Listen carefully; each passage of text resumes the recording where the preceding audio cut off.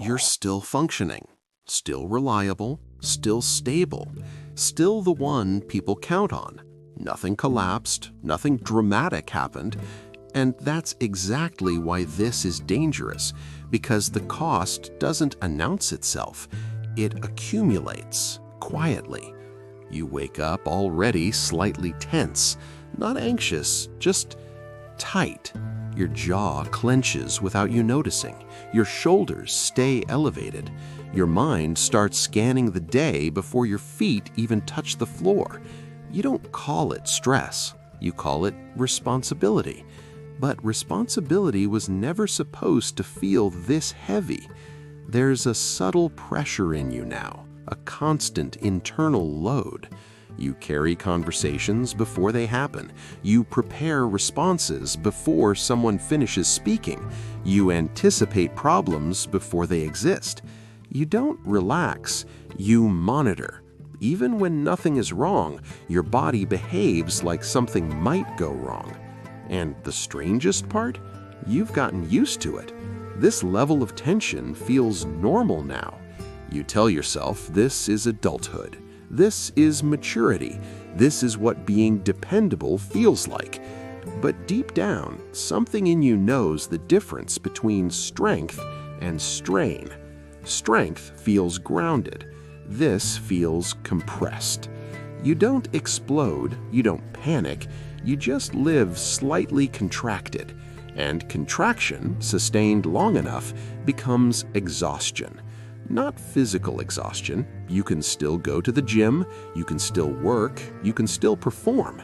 This is different. It's the exhaustion of never fully letting your guard down, of never fully exhaling, of never fully arriving in the moment. You exist inside your life, but you rarely inhabit it. And the weight isn't visible. No one sees it. No one measures it. But you feel it. At night, in silence, in the moments where you realize you don't remember the last time you felt light. You don't look broken. You look strong. But strength without recovery slowly turns into burden. And you've been carrying that burden longer than you admit. This is the price beginning to show, not in collapse, in accumulation. You're not angry. That's what you tell yourself. You don't lose control. You don't shout. You don't create scenes. But something in you has less patience than before. Small things feel bigger. A delay, a question, a minor mistake. You react internally before you react externally. There's a spike. Short, sharp. You suppress it quickly. You adjust your tone. You stay composed. But inside, there's friction. And the friction is increasing. You used to have space between stimulus and response. Now the gap feels thinner. You don't explode outward. You tighten inward. You start preferring silence over conversation. Not peaceful silence, protective silence. Because interaction feels like effort. You notice yourself thinking, why can't people just handle their own problems? Why do I have to carry this too? But you don't say it. You swallow it. And every swallowed irritation adds pressure.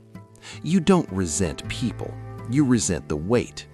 But since the weight became your identity, you don't know where to direct that frustration.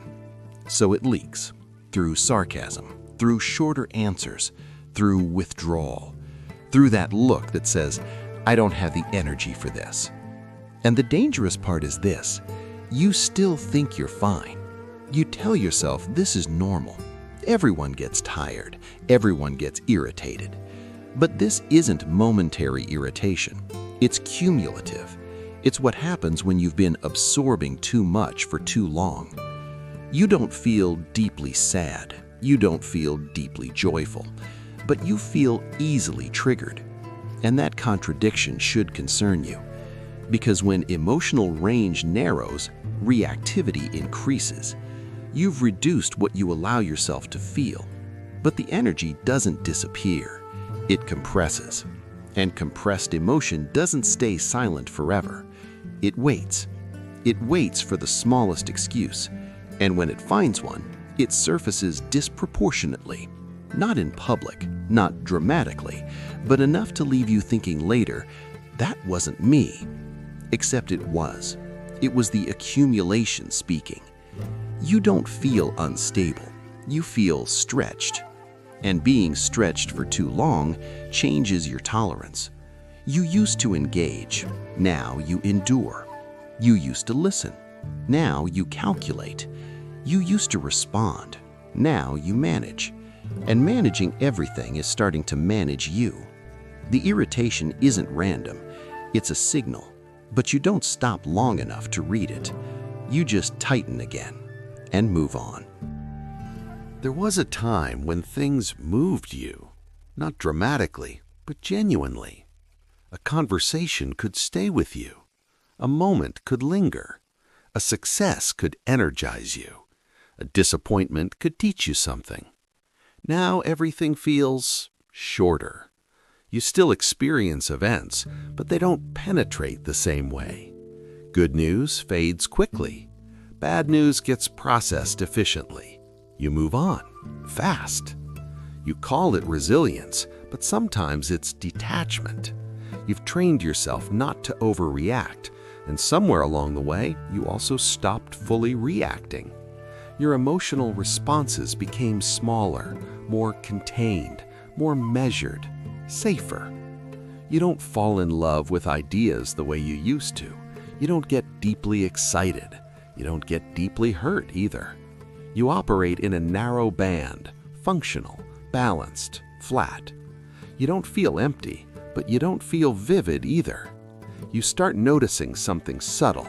Moments that should matter feel muted. A compliment lands, but lightly. An achievement satisfies you, but briefly.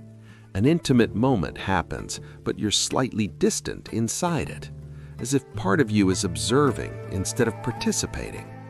You're present physically, but internally there's a layer between you and the experience. A thin film, almost invisible, but real. You don't dive, you skim. You don't collapse, you don't expand either. And that's the shift. You've reduced volatility, but you've also reduced depth. And depth is where meaning lives. Without depth, life doesn't hurt as much, but it also doesn't resonate as much. You become efficient at handling life, but less available to feel it. You scroll more. You distract more easily. You prefer stimulation over immersion, because immersion requires vulnerability, and vulnerability feels risky. So you choose mild emotions, mild engagement, mild exposure. Nothing extreme, nothing overwhelming, but nothing transformative either. You tell yourself this is stability, but sometimes stability is just controlled numbness, and controlled numbness feels safe until you realize you haven't felt fully alive in a long time. Not broken, not desperate, just slightly absent. And absence doesn't scream, it lingers. And the longer it lingers, the more it becomes your baseline. You start forgetting what intensity felt like. Not chaos, intensity, passion, conviction, connection. Now everything is manageable, but manageable isn't the same as meaningful, and you know it. You just don't stay with that thought long enough to let it disturb you, because disturbance would require feeling more, and feeling more would break the control. So you stay measured, and slowly life loses contrast. You're still there. You still show up. You still respond. But something in your presence changed. You listen, but you don't absorb. You talk, but you don't reveal. You participate, but you don't lean in. People may not notice immediately because you haven't disappeared physically. You haven't abandoned anyone. You haven't broken commitments. You just stopped offering access. Conversations feel transactional, efficient, surface level. When someone tries to go deeper, you redirect. You joke. You simplify. You close the door politely. Not because you don't care, Because depth feels demanding. It requires exposure, and exposure feels like losing control. So you maintain warmth, but controlled warmth. You maintain presence, but limited presence. You maintain connection, but with boundaries so tight that no one really enters. And over time, something subtle happens. People stop trying. They sense the barrier. They sense that you're available, but not accessible.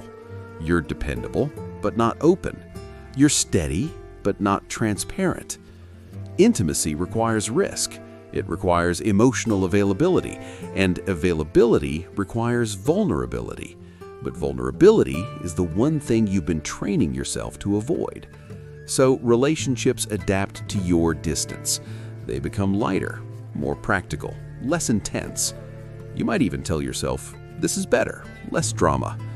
And in some ways, it is. Less conflict, less exposure, less emotional chaos, but also less depth, less connection, less resonance. You can be in a room full of people and feel untouched. You can share a bed and still feel slightly alone. Not because the other person failed, but because you never fully arrived. And here's the uncomfortable part. You might start blaming others for the distance. They don't understand me. They're too emotional. They expect too much. But what if the distance isn't them? What if it's the version of you that learned to reduce itself? You trained yourself to be strong, but strength without openness becomes isolation. And isolation doesn't always look like solitude. Sometimes it looks like proximity without intimacy. You're surrounded, but not reached. You're present, but not fully seen.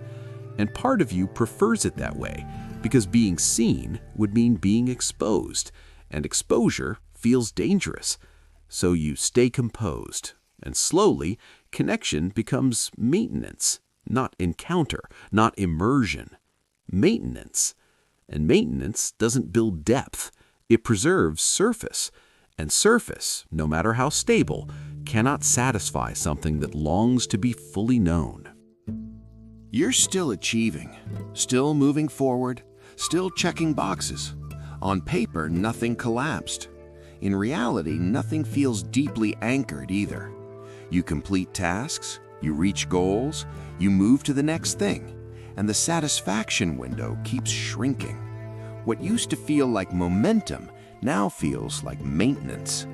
You tell yourself this is adulthood, that excitement fades with maturity, that intensity belongs to youth. But what if that's not maturity? What if it's erosion? There's a difference between calm and flatness, between stability and dullness, between discipline and emotional depletion.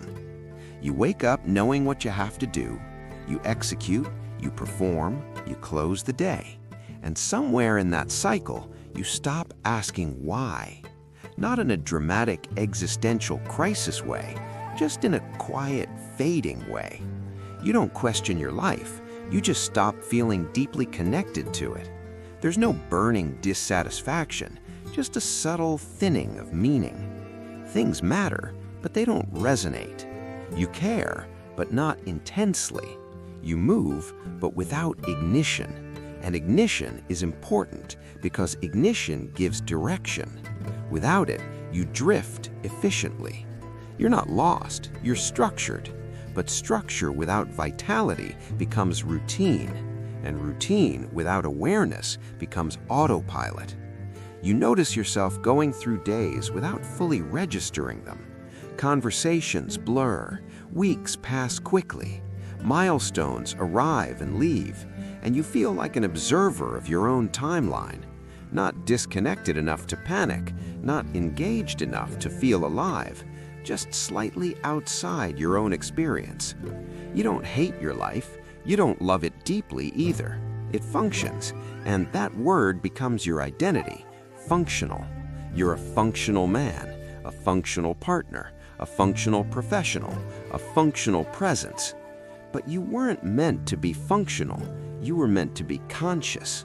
And consciousness requires feeling, it requires intensity, it requires moments that shake you, moments that stretch you, moments that demand something from you. But when you've narrowed your emotional range for too long, even powerful moments land softly. And that's when something subtle becomes dangerous. You start mistaking numbness for peace. You start mistaking predictability for purpose. You start mistaking endurance for fulfillment.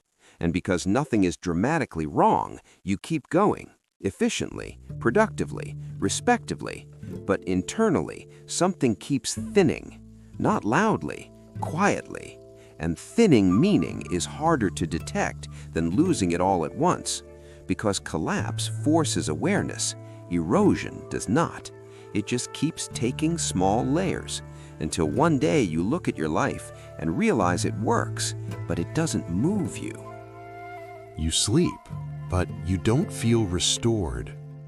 You rest, but you don't feel renewed. You take a break, but the weight doesn't fully lift. This isn't physical exhaustion. Your body still moves. You can still train. You can still work long hours if needed. This fatigue lives somewhere else. It's the fatigue of constant containment, of constant monitoring, of constant internal regulation. You're always slightly on, even in silence, even in rest, even in moments where nothing is required of you.